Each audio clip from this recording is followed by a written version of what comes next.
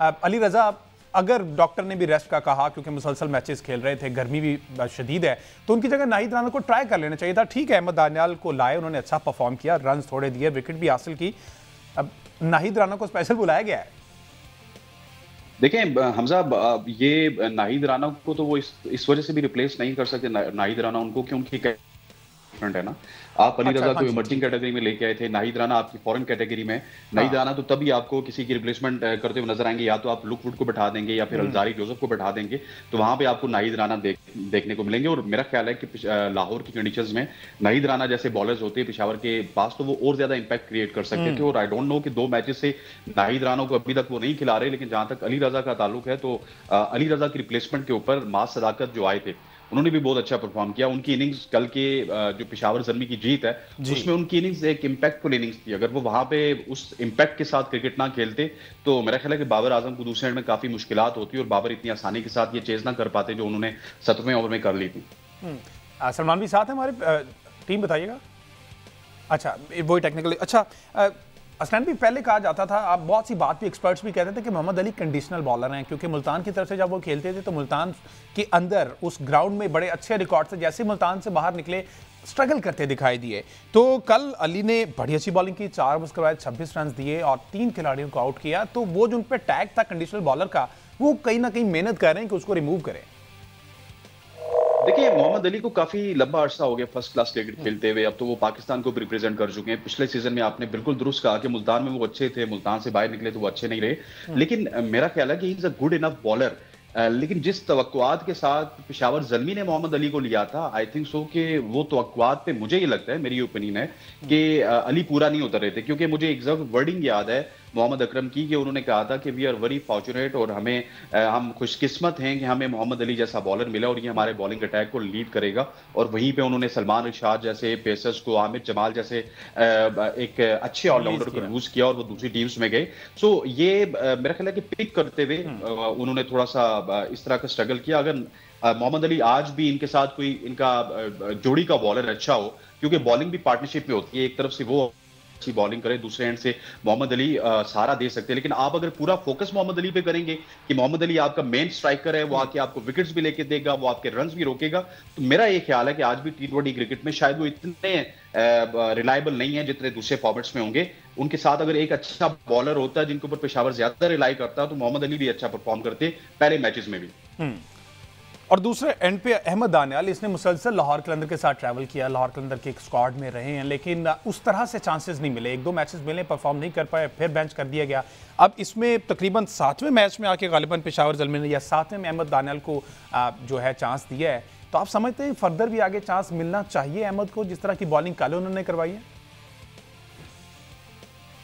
देखिए हमजा, जो बट साहब बात कर रहे थे ना ब्रेक में, एक इमर्जिंग कैटेगरी की, हाँ तो जी। ये इमर्जिंग कैटेगरी होगी या जो डिफरेंट कैटेगरीज होगी, ये मेरा ख्याल है कि पाकिस्तान सुपर लीग के लिए भी एक वबाले जान है और हमारी क्रिकेट के लिए भी वबाले जान है। रिजवान ने आपको मेंशन भी किया था। मिसाल देता हूँ, उसके बाद अहमद दानियाल की तरफ आते हैं। जी जी। हाँ, मैं एक मिसाल देके अहमद दानियाल की तरफ आता हूँ। पिछले सीजन में ताहिर बेग था लाहौर कलंदर की जानिब से, कि ताहिर बेग आया, उसने छक्के लगाए, उसने चौके लगाए, एक आध उसने 50 भी लगाई, 2-3-4 मैचेस में वो फेल हुआ। लेकिन इस सीजन में अनफॉर्चुनेटली आपको अभी तक ताहिर बेग नजर नहीं आ रहे। इस सीजन में मोहम्मद नईम को उन्होंने लाया आउट ऑफ नोवेयर। इतना कोई लंबा चौड़ा उनका कैरियर नहीं है फर्स्ट क्लास क्रिकेट का या फिर लिस्ट ए का, लेकिन वो जब आए तो वो पहले 3-4 मैचेस में फेल हुए। एक मैच में जिन्होंने 50 भी बनाई, तो मुझे उनकी 50 में कोई इतना दमखम नजर नहीं आया।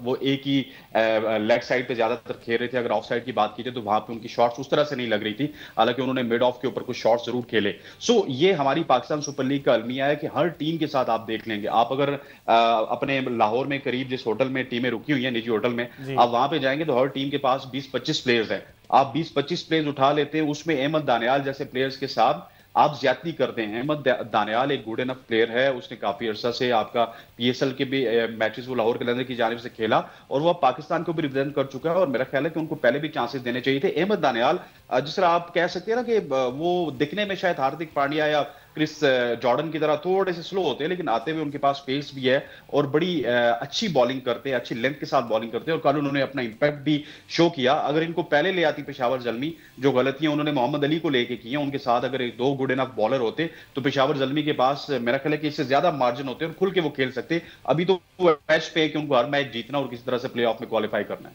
और ये दोनों वैसे अली रजा भी और ये भी इमर्जिंग कैटेगरी में ना? नहीं, अहमद दानियाल तो अब इमर्जिंग कैटेगरी में अच्छा, नहीं सिल्वर है। में ऊपर चले गए, ठीक है। बेसिकली अली रजा है इमर्जिंग कैटेगरी में। अली रजा नहीं थे तो अली रजा को रिप्लेस किया था माह सदाकत ने। बिल्कुल ठीक है। अच्छा सलमान भी, ये अहमद दानियाल की बात हो रही है, लाहौर कलंदर्स के साथ वाबस्ता रहे और काफ़ी अरसे से हमने देखा कि लाहौर कलंदर के साथ थे, कुछ मैचेस खेलने को मिले लेकिन उस तरह से परफॉर्म नहीं कर पाए, ज़्यादातर बेंच किए रखा।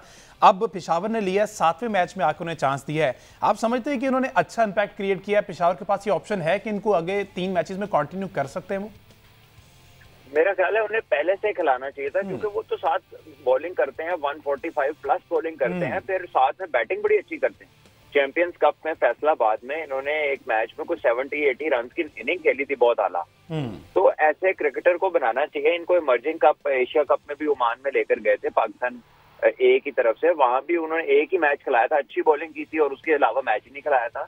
सो जो ये कई ऐसे प्लेयर्स में हम इन्वेस्ट कर रहे होते हैं जिनका पता होता है कि इन्होंने प्लेयर नहीं बनना, और कई ऐसे प्लेयरों में इन्वेस्ट कर रहे होते हैं इन्वेस्ट नहीं करते जिनका पता साफ नजर आ रहा होता है कि ये प्लेयर बन सकता है। तो इसका जवाब तो अब सिलेक्टर हजरात ही दे सकते हैं। ये लड़का तो इस समेत देखे ना, साहिबजादा फरहान को किसी ने लिया ही नहीं था। बिल्कुल ऐसे। हालांकि इंटरनेशनल में जब वो गया है तो उसको तो उसके नंबर पे खिलाया ही नहीं, उसको तो खिलाया 5वें 6वें पे। तो ये because there is no nobody is answerable. कोई हमारा सिस्टम ये अब का नहीं है, कई सालों से ऐसा ही है। कई लड़के होते हैं बड़े अच्छे, वो उनको नजरअंदाज किया जाता है। कहीं ऐसा खेलता है प्लेयर कि आप कहते हैं यार पता नहीं क्या चक्कर है, क्यों खेल रहा है, ऐसा क्या मसला है। अच्छा, पेशावर की बैटिंग में आने से पहले मैं सिर्फ ये जानना चाहूंगा सलमान भी, आपसे भी स्नैन भी, ये कल व्हाट वेंट रॉन्ग इस्लामाबाद के साथ? कल अपनी वो बॉलिंग की वजह से आ रहा या बैटिंग की वजह से आ रहा, या फिर जो मिसफील्ड भी हमने देखने में आए उस वजह से है? क्योंकि ये देवर अनबीटन, मुसलसल 5 मैचेस जीते थे, 10 मैचेस की विनिंग स्ट्रीक थी पिछले सीजन से लेके सीजन तक 10 मैचेस, और अब ये इकट्ठे 2 मैच। आपको क्या लगता है सलमान भाई कि वजह क्या हो सकती है, एक वजह कि इस वजह इस्लामाबाद मुसलसल ये 2 मैच हारा है? देखिए obviously may be they are relaxed, क्योंकि इन्होंने 6-7 दिन का इनका गैप भी आया था। कभी कभार गैप अच्छे नहीं होते, you tend to think big कि यार सब कुछ तो सही हो रहा है, जीत रहे हैं, हर चीज चल रही है। तो that can sometimes be counter वो प्रोडक्टिव हो जाती है एक चीज के यार ये इजी हो गए लड़के। तो अभी फील्डिंग में जिस तरह के इनके लैप्स हुए, इतनी गंदी फील्डिंग की इन्होंने पिछले मैच में और कैचेस छोड़े and then there was no way back. और ये कल के मैच में भी उन्होंने देखे टीम ही गलत खिलाई है और खुद से वो फास्ट बॉलिंग के अगेंस्ट स्ट्रगल कर रहे हैं। मैं तो उनका वार्म अप देख के हैरान होता हूँ। वो लो एक अंडर आर्म पे कोई बंदा फुल टॉस मार रहा होता है, लड़के आगे छक्के मार रहे होते हैं और सिवाय उसके दे हार्डली प्रैक्टिस एनीथिंग एल्स। जबकि क्रिकेट जो है वो बड़ी उससे बियॉन्ड है, और मैंने बड़ा कम ओवरसीज को देखा है कि वो ये करते हो। ये हमारे यहाँ ये ट्रेंड चल पड़ा है कि जो है ना बैटिंग से मतलब एक्चुअल बैटिंग को नजरअंदाज करके हम बहुत ज्यादा पावर हिटिंग को अपने ऊपर तारी कर लिया हमने। जबकि ये cricket at the end of the day है प्रॉपर बैटिंग ही, और जो बेहतर स्ट्राइक रेट है ये प्रोसेस की इंतहा है। जब आप बहुत अच्छे हो जाते हैं तो आप अच्छी गेंदों पे भी स्कोर करने लगते हैं। तो हमारे यहाँ जो माइंडसेट है ना वो बैटिंग को लेकर we have a very very average mindset, और हमारा ये अपना जो है ना तर्ज अमल ये है, हमने बॉलिंग कोचों को बैटिंग कोच बनाया हुआ है। तो फिर इसी तरह की चीजें होनी है ना। हसन भाई, जिस तरह से भी भट्ट साहब ने कहा है कि कल की तो टीम ही हमें देख के लग रहा था कि ये मैच हार जाएंगे जिस तरह की उन्होंने सिलेक्शन की है, तो आपने पहले स्टार्ट में कहा था कि डेटा ड्रिवन इस्लामाबाद उस पर बहुत ज़्यादा रिलाई करती है, तो कल वो डेटा एनालिस्ट किधर चला गया? उसने कल किस सिनेरियो में ये टीम सेलेक्ट करने का कह दिया, किस चीज़ का डेटा दिया?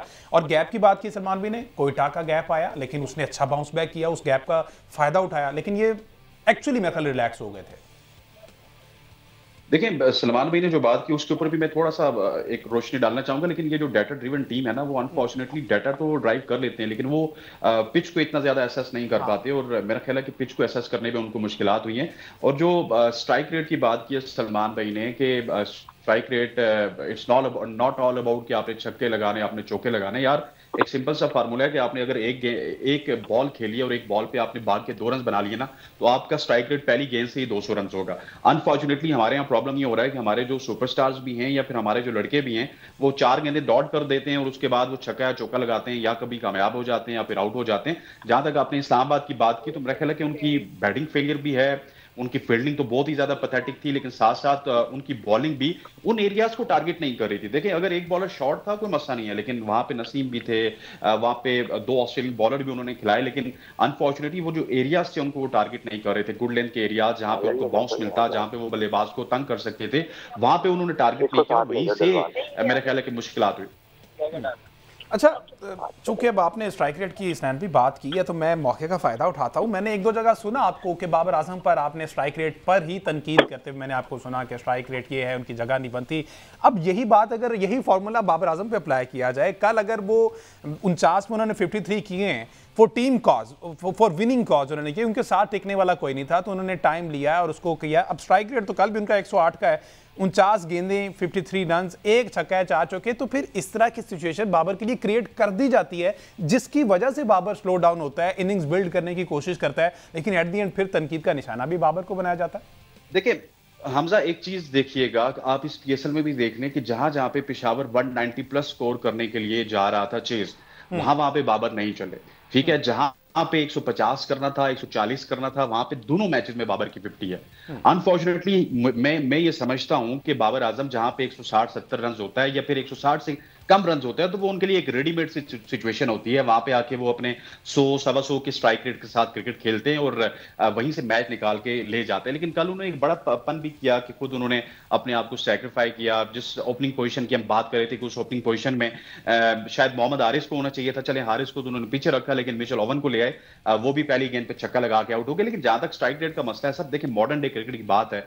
आप अगर अभी देख लीजिए कि कल से पहले आई डोंट नो पेशावर थोड़ा सा ऊपर चला गया होगा कि सबसे जो नीचे टीम थी वो पेशावर की और मुल्तान की थी। बिल्कुल ऐसे, अभी भी 5 कप्तान मोहम्मद रिजवान है, एग्जैक्टली, और पेशावर के कप्तान बाबर आजम है। तो मैं ये समझता हूं कि इनकी कैप्टनसी भी और उसी तरह से इनकी क्रिकेट भी थोड़ी सी आउटडेटेड है। सिर्फ वो जिस तरह नमीज हसन राजा साहब 2022 में कहते थे, that is a Pakistan way of cricket, जो 160 रन बनाते हैं उसको डिफेंड कर लेते हैं, या 160 रन को बिल्कुल 2 बंदे 152 जिस तरह इंडिया के खिलाफ चेस कर लिया था। अब थोड़ा सा मॉडर्न डे क्रिकेट चेंज हो चुकी है और दुनिया ने क्या किया, वो जो भट्ट साहब बात कर रहे थे, दुनिया ने बहुत आसान फार्मूला किया कि बाबर और रिजवान का ये होता था कि ये जाते ही छक्के या चौके नहीं लगाते थे, ये जाके सिंगल डबल भी लगाते थे और दूसरी टीम को देखते ही देखते वो पता चलता था यार कि इसकी भी 50 हो चुकी, दूसरे की भी 50 हो चुकी। दुनिया ने आपके छक्के चौके नहीं रोके, दुनिया ने आपके सिंगल डबल रोके, और सिंगल डबल जहां पे आपके रुके वहां पे आपके साथ उसके बाद प्रेशर बढ़ा, आप सही तरीके से चौके भी नहीं लगा पाए। तो स्ट्राइक रेट का जो फार्मूला है वो भी वही प्रिवेल करता है। जब 180-90 रन होगा तो बाबर का स्ट्राइक रेट आपको डाउन नजर आएगा और वो टीम को उसका खमियाजा भुगतना पड़ेगा। सलमान भाई, ये हसनैन भाई ना माशाल्लाह से इस्लामाबाद पिंडी में और अच्छे खासे एक्टिव जर्नलिस्ट हैं स्पोर्ट्स को लेके, तो ये जब भी बाबर पे तनकीद करते हैं इनका ये मानना है कि तनकीद बराए इस्लाह है, हम बाबर को इस्लाह के तौर पर उनकी तनकीद करते हैं कि शायद अब इन्होंने कहा कि आउटडेटेड क्रिकेट है, प्लस इन्होंने पहले ये कहा है कि 190 जब भी चेज करने जा रहे हैं बाबर वहां पर गिव अप कर देते हैं, लेकिन जब 140-50 होते हैं बाबर कर लेते हैं। विद ऑल ड्यू रिस्पेक्ट, ये सारी बातें हैं अंडरस्टैंडिंग बेस्ड, ठीक है। आप Babar can not be a Jayasuriya, Babar can not be a फिनैलन, Babar can not be a Luke Ronchi या मोन्रो। वो है 10 में से 3 दफा स्कोर करने वाले लोग। यस, केन विलियमसन का रोल, विराट कोहली का अपनी टीम में रोल, बाबर का अपनी टीम में रोल, ये वो वाले प्लेयर है जिन्होंने 10 में से 7 दफा टीम को स्कोर करके देना है। इनके स्ट्राइक रेट्स बहुत हाई नहीं होते, ये खेलते हैं नॉर्मल क्रिकेट। आप देखें पाकिस्तान ने पिछले 5 साल में कितनी दफा T20 में 200 चेस किया, जरा निकालें कितनी दफा किया, और देखें उस किस बंदे ने 100 किया। वो 200 जब भी आपने चेस किया, चाहे साउथ अफ्रीका में किया है, चाहे इंग्लैंड के खिलाफ किया है, चाहे किसी और टीम के खिलाफ किया, उसमें बाबर की सेंचुरी नजर आएगी आपको। बट द पॉइंट इज कि बाबर को अपनी फिटनेस बेहतर करनी है, और बाबर, हम लोगों की एक्सपेक्टेशन गलत है। ये बाबर का DNA ही नहीं है जो हम उससे मांग रहे हैं। Babar can change his position, जैसे कल उसने 1 डाउन आ गया, बाबर अपनी जगह पे खेलता रहे, but we cannot afford पहले 3 में 3 बंदे एक तरह के। असल बात यह है करने वाली, लेकिन बाबर जो है ना वो सईद अनवर नहीं बन सकता। Babar is a different character, उसके शॉट्स और हैं, उसकी गेम और है, और अगर हम उसे वो बनाएंगे ना तो वो बिल्कुल नहीं बनेगा जो है, यहाँ से भी चला जाएगा। So all he needs to do is get better in his fitness, ताकि ये भागे भी तेज, इसकी शॉट में स्ट्रेंथ और आए, क्योंकि इसने खेलनी प्रॉपर क्रिकेट है, इसकी स्ट्रेंथ प्रॉपर क्रिकेट है।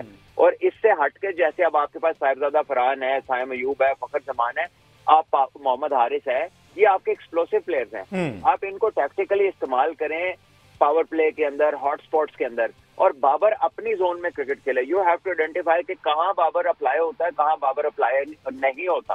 बाबर इज नॉट, वो कहते हैं ना वन साइज फिट्स ऑल, वो प्लेयर कोई भी नहीं होता। टीम में कॉम्बिनेशंस बनते हैं। हम तनकीद उसी पे कर रहे हैं जो सबसे ज्यादा स्कोर करता रहा है, जबकि उसके इर्द गिर्द मामलात एड्रेस होने वाले हैं। और अगर कहीं उसकी वजह से काम खराब होता है, वो इसलिए होता है कि आप 2-3 प्लेयर ही एक जैसे भेज देते रहे कि वो सारे ही एक तरह के खेलते हैं। क्योंकि केन विलियमसन भी तो खेलता है, मुझे बताएं कितना स्ट्राइक रेट है उसका, कितने छक्के मारता है। वो हो गया, जो रूट हो गया, स्मिथ हो गया, विराट कोहली हो गया, ये कितने छक्के मारते हैं, कितनी दफा 250-200 के स्ट्राइक रेट से खेलते हैं। इनके रोल फर्क है, बिल्कुल वो इस कैटेगरी का प्लेयर है।